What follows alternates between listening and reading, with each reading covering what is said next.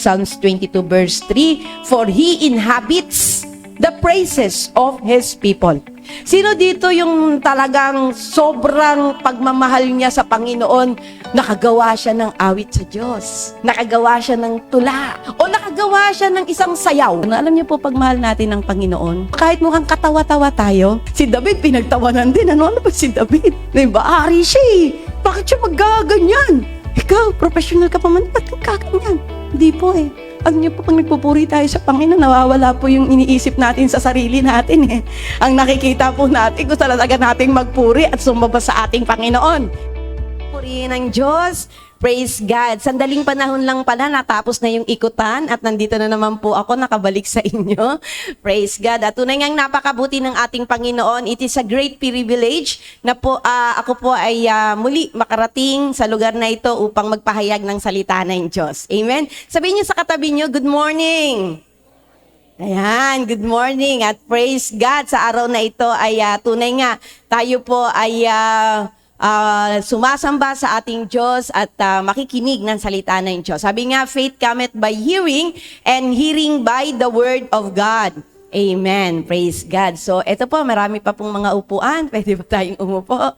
Praise the Lord. At ang ating pong tema until now ay revival. Pero alam niyo po kanina habang nagwo-worship tayo, ramdam ko po sa BTC, amen, naramdam na ang revival sa lugar na ito. Kaya palakpakan nga po natin ang ating Panginoon.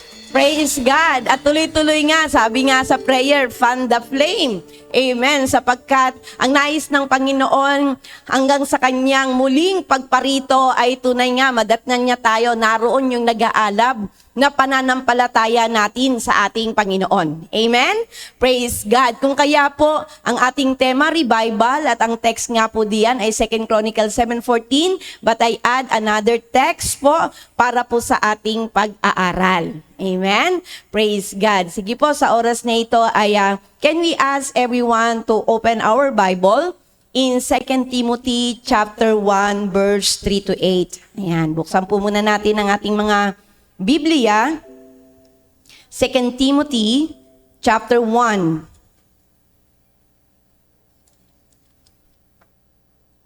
Amen. Verse 3 to 8. Ayan. Babasahin ko na po. Ang sabi po rito, I thank God whom I serve as my forefathers did. With a clear conscience as night and day, I constantly remember you in my prayers, recalling your tears. I long to see you so that I may be filled with joy. I have been reminded of your sincere faith, which first lived in your grandmother Lois and in your mother Eunice, and then I am persuaded now lives in you also. Verse 6, for this reason I remind you to fan into flame the gift of God which is in you through the laying on of my hands. For God did not give us a spirit of timidity, but a spirit of power, of love, and of self-discipline. Pwede po tayong manalangin. Hallelujah, Jesus. Glorify your holy, holy name. Oh, hallelujah. Dakilang Diyos, marami pong salamat sa oras na ito, sa iyong biyaya. Nananalig po kami sa oras na ito na kami po'y gagabayan mo sa aming pakikinig ng iyong makapangyarihang salita, O Lord God. Thank you, Lord God, for your very presence, O Lord God. We believe sa araw na ito may maganda kang gagawin sa aming buhay. Salamat, Ama, sa pangalan ni Jesus. Amen. Bigyan po nga natin ng malakas na palakpak ang ating Panginoon. Praise God. Hallelujah. So aking pong pamagat, no, yung title ng aking tuturo ay Refuel Your Passion. Sabihin nga po natin, Refuel Your Passion.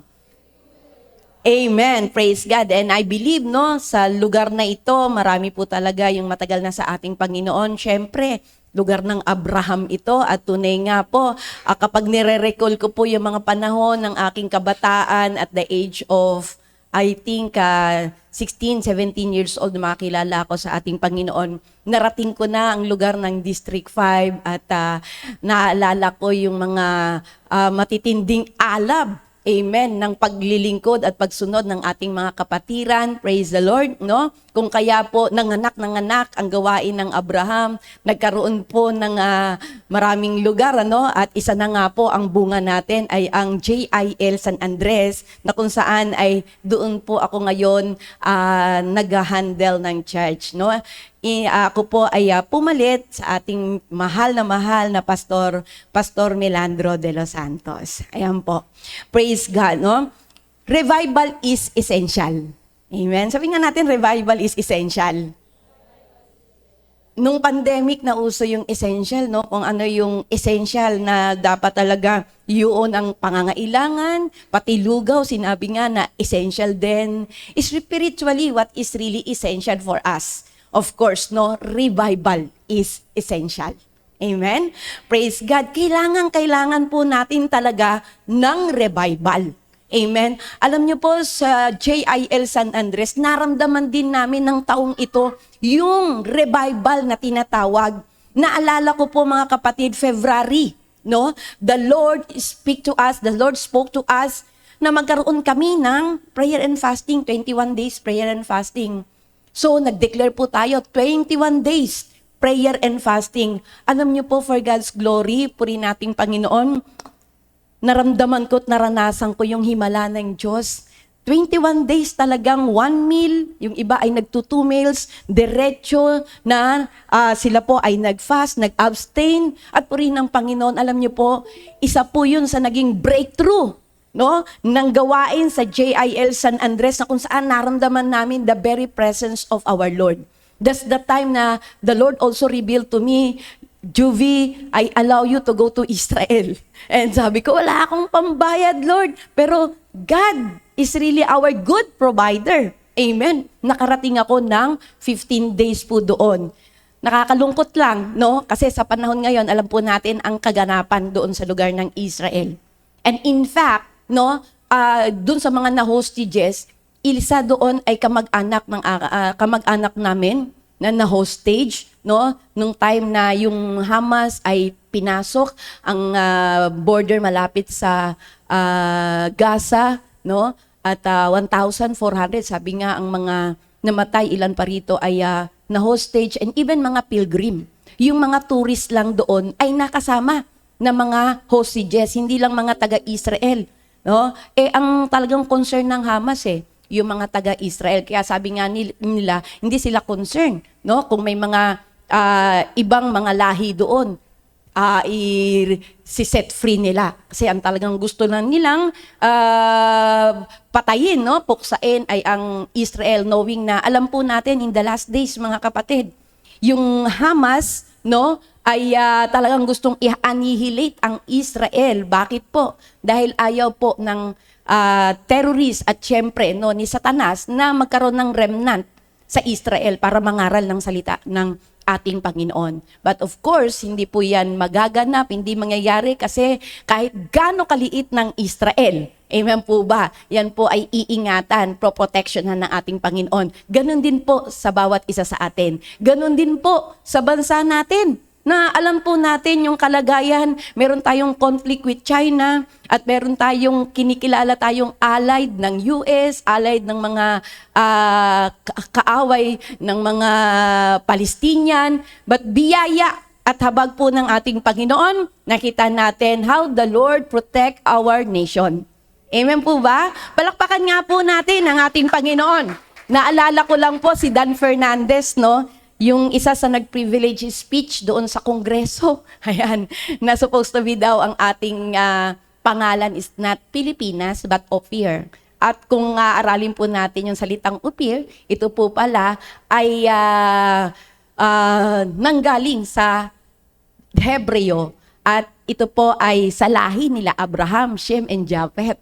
Kaya may unti tayong tribo, no? Na nanggaling doon sa lugar ng Israel. Kasi sabi nga daw, no? Nung makita ni Magellan, nang sabing gano'n, dapat ang itawag sa bansa natin ay Ophir. Kasi yung tribes of Ophir sa lugar na ito ay nandito na nung ito ay may discovered. And in fact, no, sinasabi nga nila yung Queen of Sheba. Ayan, doon pala sa lumang mapa ng Pilipinas, Shebat and Sheba, no, yung ating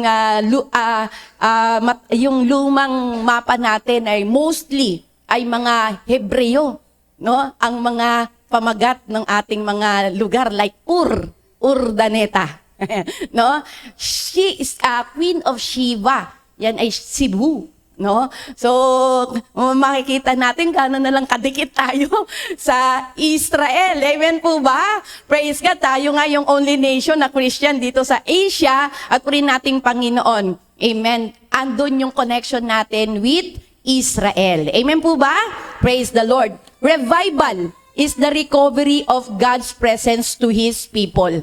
Amen? Napakahalaga po na naroon yung presensya ng Lord sa bawat isa sa atin. Kaya nga sabi ni David, cast me not away from your presence, O Lord. Nakakalungkot kapag wala roon ang presensya ng ating Panginoon. Amen po ba? Sabi nga ganon, in your presence, sabi dun sa awitin, in your presence, there is peace. In your presence, there is joy. Di man masyadong okay yung aking boses. Praise God. Pero purihin ang ating Diyos sa pag-awit natin sa ating Panginoon. Ramdam natin yung presence ng Lord. Nararamdaman po ba natin ang presence ng Lord? Praise God. Palakpakan nga po natin ang ating Panginoon. Praise God. Kung kilala niyo po si Moses, amen. Sabi ng Lord sa kanya, no, Moses, dadalhin mo ang mga tao ko sa lugar na kung saan lupang pangako at ilalayo ko kayo mula doon sa pagkakaalipin sa Ehipto. At alam niyo po yung binanggit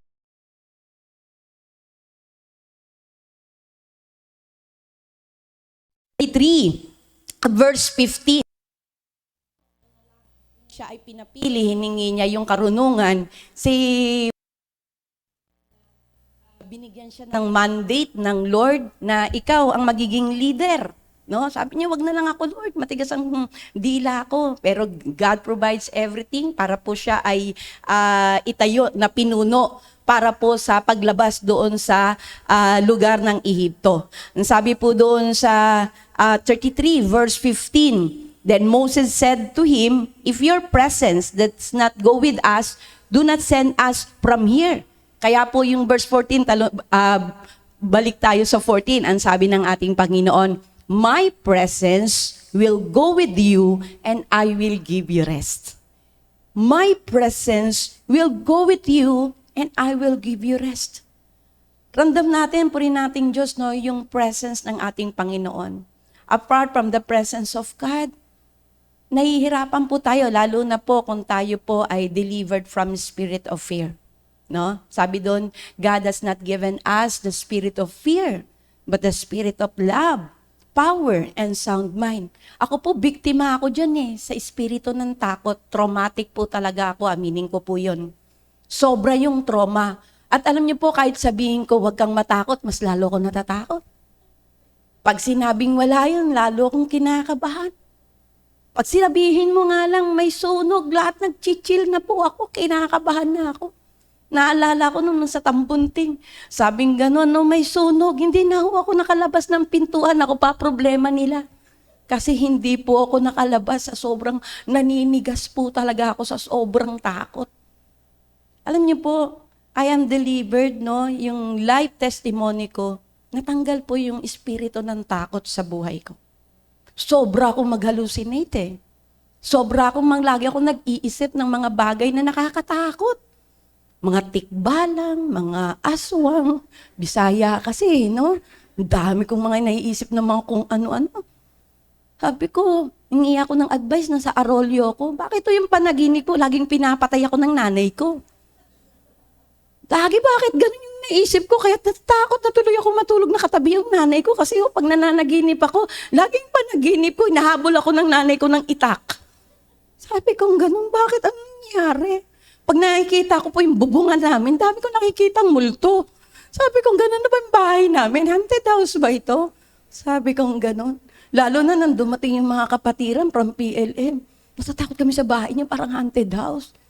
In fact, talaga namang 1945 pa yung bahay doon sa Dimasa lang. Napakatagal na po talaga, abandon na kung tutuusin. No?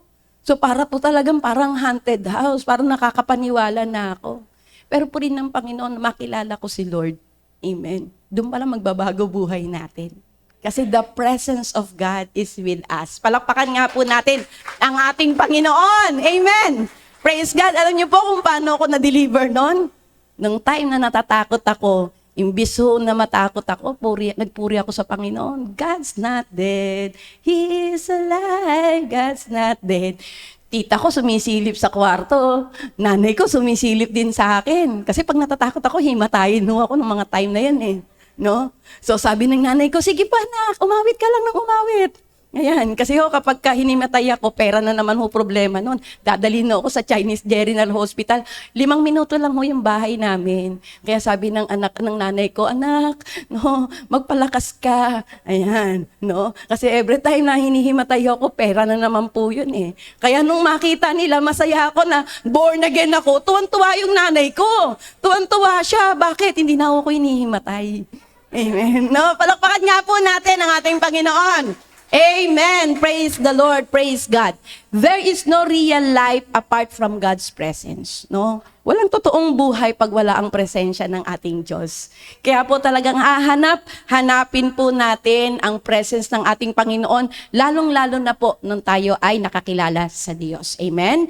Why we need God's presence? Bakit kailangan natin ang presensya ng ating Diyos? The presence of God alone could refresh and renew the heart of His people. Kasi po, alam niyo, pag walang renewal ang espiritu natin, ang hirap. Di po ba? Parang sa katawan mo, pagpagod, pag hindi mo yan pinagpahinga, mahihirapan tayo dun. Magkakasakit tayo dun. Amen po ba? Kailangan pinapahinga rin natin ang ating mga sarili. Kahapon po, for God's glory, nagrekorida kami. Bakit po? Our 27th anniversary will be celebrating at Paco Arena. Palakpakan nga po natin ating Panginoon. Amen. That is breakthrough. That is revival. Amen po ba? Bakit po? Renta pa lang po, 30K na eh. Amen. Pero biyaya ng Diyos, walang imposible sa ating Panginoon. When you hear the voice of our God and the Lord confirm it, amen. Nung sinabi ko, parang natunganga yung mga workers and leaders eh. Parang nandilat yung mata sa gagastusin eh. Pero biyaya ng Diyos. Praise the Lord. Kaya na-confirm kaagad namin, God provides already the rent. Amen po ba? And praise the Lord. Palakpakan natin ang ating Panginoon. And then, praise God, medyo naghirit pa yung workers. Pastora, kasi ang laki ng lugar eh. Hindi pa pwedeng maliit lang. Kailangan LED screen. Tapos, hindi rin pwede yung sound system natin kasi malaki lugar eh. Kailangan po magrenta tayo ng sound system. At yan kung ila-live stream po natin, magre-rent din po tayo ng live streaming.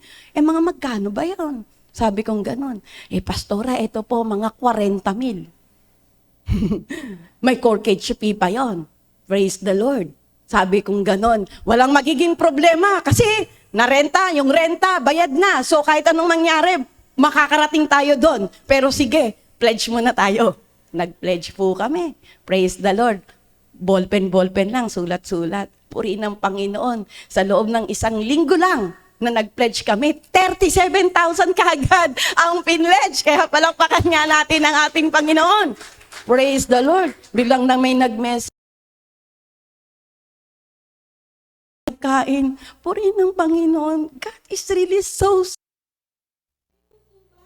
You act by faith. Praise the Lord. Ang Lord, ang kumikilos, gumagalaw. Hindi naman tayo eh, ang Lord. Amen po ba? Lalong-lalo na sa panahong ito na kinakailangan maraming tao ang makakilala sa ating Panginoon. Alam niyo po, nagrekorida kami. And for your information, for God's glory, God has given me the ability na magmotor. Amen? So nakamotor po ako. After nun po, pagod na pagod. So, nagpahinga. So, balik ako sa binabanggit ko. Mahalaga rin po ang pagpapahinga. Amen? Para ma-refuel ka rin, ma-refresh ka rin. Hindi pwedeng napakagaling mo at hindi ka marunong magpahinga. Kasi kapag yun po ang trabaho natin, mga kapatid, madali po tayong magkasakit. And sabi nga, may your whole body, because your spirit, be kept blameless in the coming of our Lord Jesus. Kapatid, yung katawan natin. Amen? Kung kinakailangan ng pahinga ka rin, kapatid. Amen po ba? Huwag sobrang overtime. Ayan. Wag sobra, ang daming gusto nating maganap mangyari sa buhay natin dahil kulang na kulang pa rin. Sinasahod natin. 10,000 na kulang pa rin. 20, 30, 40, kulang pa rin. Kahit anong gawin, kulang pa rin. Pero alam niyo po ang talagang totoong kulang, no? Kapag hindi po tayo nagtiwala sa ating Panginoon. Amen po ba? Praise God. Palakpakan nga po natin ang ating Panginoon. Praise the Lord. Hallelujah. Praise Jesus. Ano po ibig sabihin ng apathy? Apathy is defined as the absence or suppression of passion. Alam niyo mga kapatid, may desire tayong sumunod sa Panginoon. But ang question dito, yung passion talaga natin. Nanood kayo kanina ng JL Church Worldwide. Sabi ko sa GC namin, pansinin niyo yung lakas ng boses ni Pastor Alconga. Hindi bumababa, no?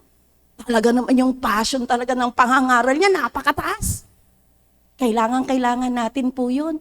Bakit? Marami pong Christian tutulog-tulog na. Sorry to say po, no? Nagtutulog-tulugan na. Kahit excited na yung lahat, siya, hindi pa siya excited. Ang layo naman ng excited na kami. Tapos ikaw naman, wala ka talagang pansin. Tapos worker ka, tapos leader ka. No? Sila puring-puri sa Panginoon, may event talaga. Pero ikaw nakano ka lang, nakatingin ka lang. Ang hirap ng ganun po, no? So kinakailangan talaga yung alab, no? Fan the flame. Fan the flame. Praise the Lord. Lagi ko pong binabanggit yun sa mga kapatid, lalo na marami lang tayo pag Sunday service, pero pagka night of power na, nag-uunti-untian na di ba? Pag midweek, nag-uunti-untian na. Dapat andun yung consistency Pero nag-uunti-untian na, okay na ako sa online. Okay na ako sa ganito. Pero alam niyo po ba, sa panahon ngayon, kinakailangan talaga yung effort natin, binibigay natin Amen po ba? Praise God. Palakpakan nga po natin ang ating Lord. Yung kaaway, isipin naman natin kung gaano naman, kung makapanalansa, kung paano naman makapanira.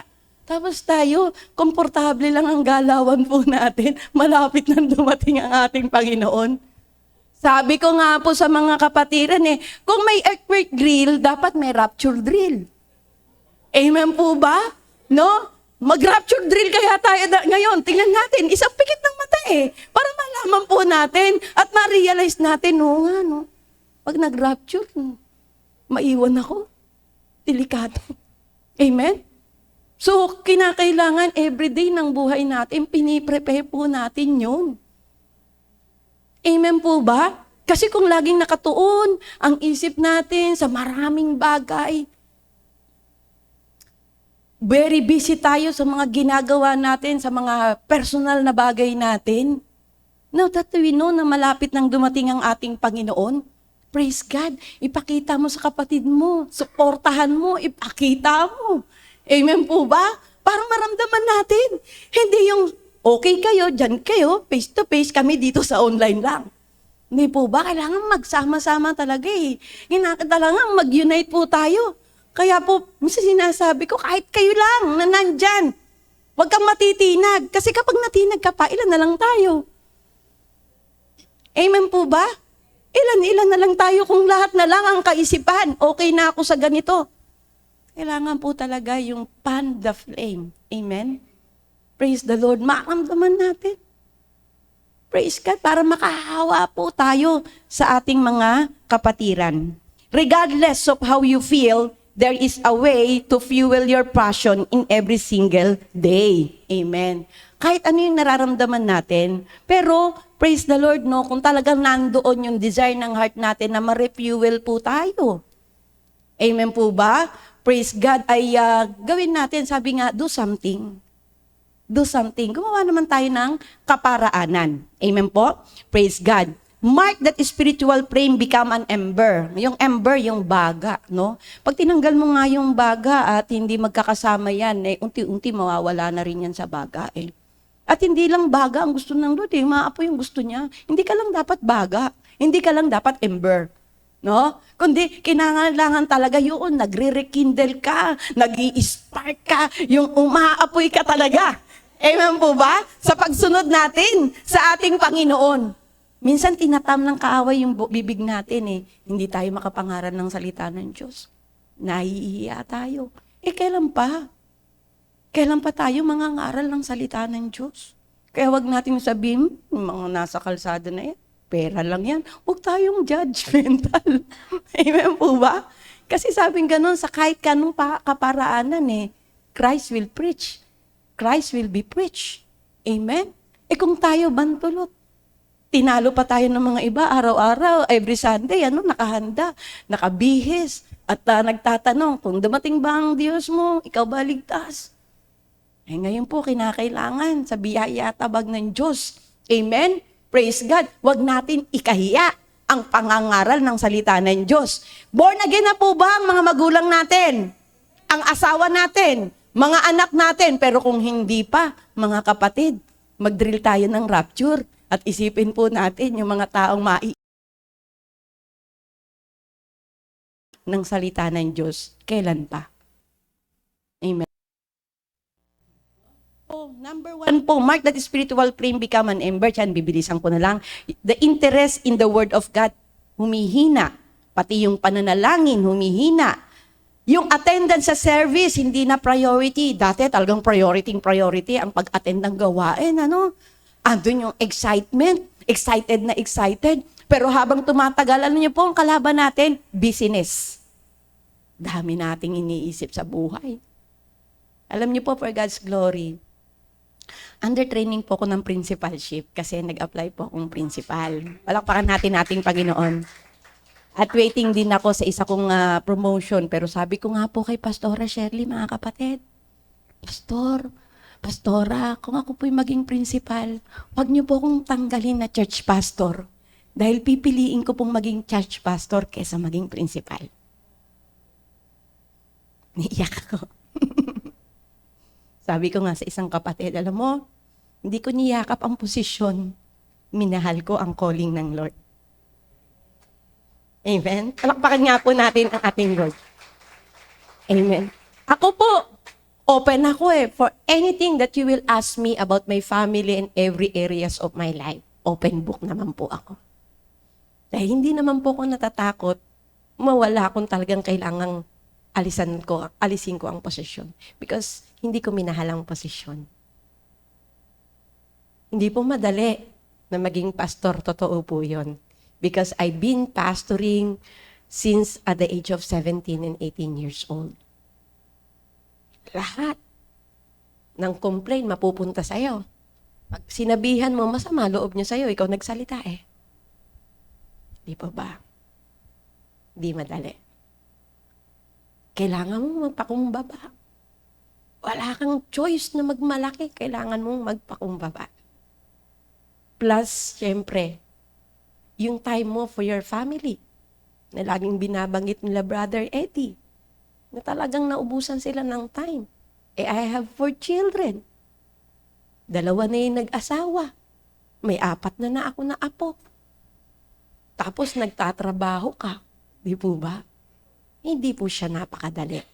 Pero sa biyaya at tabag ng Diyos, amen po ba? Ang Diyos ang nag-iingat, ang Diyos ang nagsasama sa buhay natin. Amen. Praise God, praise God. And last, another mark that spiritual flame become an ember, you're giving to the Lord. Yung pagbibigay natin. Dati, Lord, ibibigay ko ang lahat, 10%. Habang tumatagal, gumagastos ka, 5% na lang. Sumunod, halos binibigay mo, offering na lang. Kasi hindi mo na maibigay yung 10% mo. Pero alam niyo ba, God loves a cheerful giver. Amen? Meron tayong cornerstone. Amen. Praise God. Ang isa nating ka-church, praise the Lord, nag-isip sila ng kaparaan para makapagbigay sila. Amen. And praying na lahat tayo dahil by the age of Brother Eddie, 80 years old. Amen. Doon siya magse-celebrate ng birthday sa Cornerstone building natin. Palakpakan nga po natin ang ating Lord. Praise God. At ano ang sabi? Sa lahat ng mga bibigay, ilalagay, ididikit yung pangalan doon. Kaya pinaka-minimum, 5,000. Lalagay mo ngayon yung pangalan mo. Amen. Doon sa Cornerstone. Pangarapin na po natin yon. Amen. Na tayo po ay makapag-contribute. Pwede namang grupo hati-hati tayo. Lagay lang natin, JIL San Andres. Amen. Kung talagang nag-iisip tayo na talagang makakapag-contribute tayo. Sino yung nananampalataya? 100,000. Glory to God, no? Mahirap mag-amen, pero amen! Amen po ba? Praise God. Sabi ko ang ganun dito nga sa Paco Arena, mga 100,000 yung gagastusin natin kaya rin nating magbigay sa Paco Arena, sa Cornerstone ng 100,000. Amen po ba? Praise God. Walang imposible sa ating Panginoon. Palakpakan nga po natin ang Lord. Amen. Praise God. Second to the last na lang po, stoke the fire of passion. Ano ba yung stoke? Ayan. Yung maipakita natin yung enthusiastic spirit po natin. Tingnan niyo po yung mga kapatid natin. Kita po ba sa espiritu natin yung tinatawag na enthusiastic spirit? Amen. Hindi yung papasok mo pa lang dito sa church parang ang lamya mo. Ang lamya mo. Tapos, pag nagising na naman ang diwa mo, lalabas kang ngiti-ngiti Diba?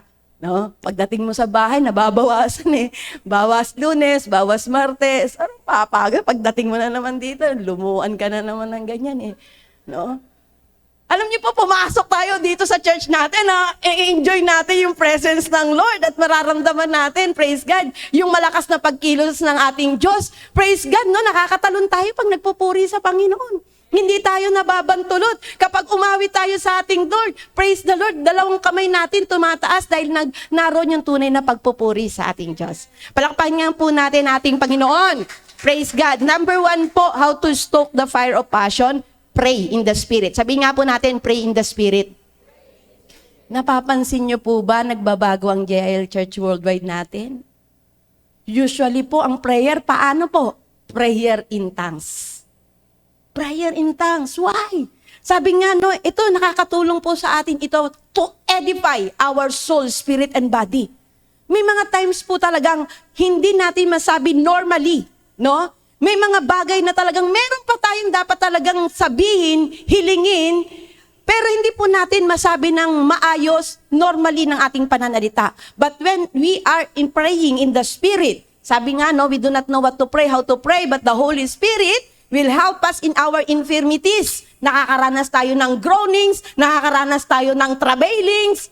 Ito po yung mga operations of the gifts of the Holy Spirit na kung saan sa mga panahong ito, badly needed po natin ang prayer in tongues.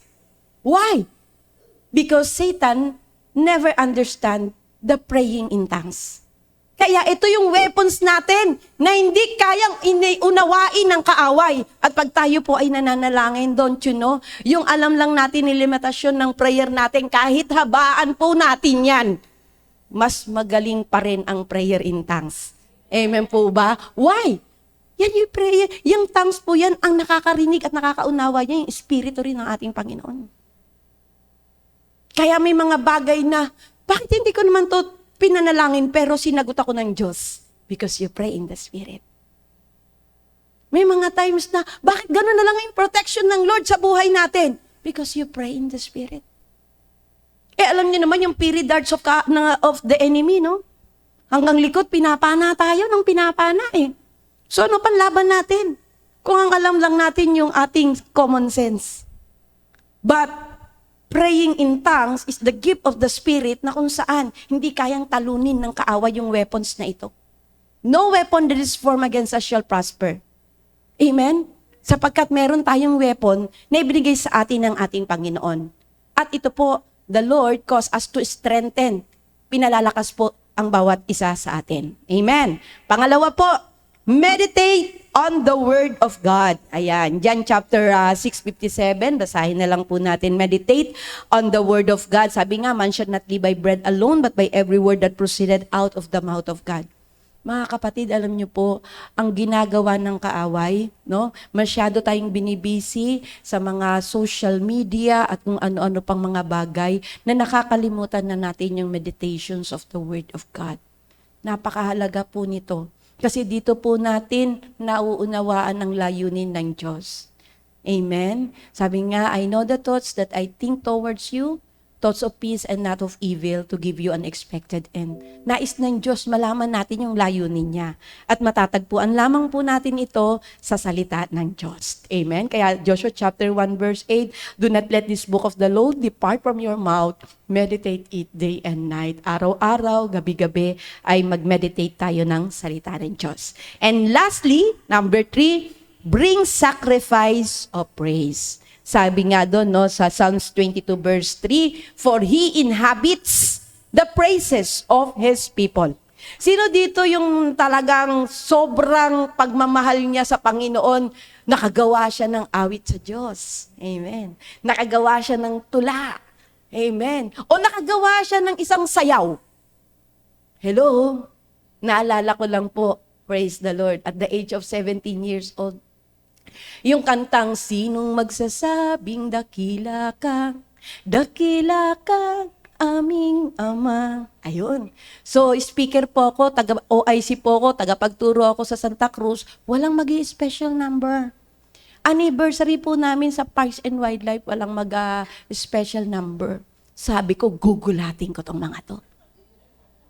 Sabi kong ganun, Lord, yung time na yun, yung bahay namin, up and down, may, alam niyo po ba, akyat-akyat baba ako, habang hanap ng mga step na naiisip ko para dun sa kantang iyon. No, that is my national anthem. No? Sinong magsasabing dakila ka, aming Ama. Praise God. Alam niyo po, pagdating doon, no? May special number, nakita nila, nagulat sila. Bakit po? Bumili ko ng sombrero, bumili ako ng mahabang dress, marami pong mga borloloy. Maawit ako sa Panginoon, sumayaw ako sa Panginoon. Naiyak po sila, hindi nga sinangiti halos kasi naiyak sila, no? Dahil yung time na yun parang nagulat po sila nung ako ay nag-special number ng gano'n. Alam niyo po, pag mahal natin ng Panginoon, praise God, no? Kahit mukhang katawa-tawa tayo, amen po ba? Yung parang natatawa ka, bakit gano'n naman siya? Si David, pinagtawanan din. Ano ba si David? Diba? Ari siya eh. Bakit siya maggaganyan? Diba? Ikaw, professional ka pa man, ba't kang kaganyan? Hindi po eh. Ano niyo po, pag nagpupuri tayo sa Panginoon, nawawala po yung iniisip natin sa sarili natin eh. Ang nakikita po natin, kung talaga nating magpuri at sumaba sa ating Panginoon. Amen po ba? Palakpakan nga po natin ating Lord. Amen. And in conclusion po, ayan, nabul ko na po. Praise the Lord. What do you do to stay on fire? Ayan. Gusto ba natin naka-stay on fire tayo? Amen? Praise the Lord. Do something. Do something. Kung sa nakikita natin, maandap ako Mukhang yung baga ako, nawawala na. Kinakailangan, no? Do something, mga kapatid. Huwag tayong patatalo sa panghihina natin sa mga pagsubok sa buhay. Sabi nga, walang pagsubok na hindi natin kayang paglabanan eh. You know what happened to me, to my family. Pero walang pagsubok na hindi natin kayang paglabanan. Tapat ang Diyos.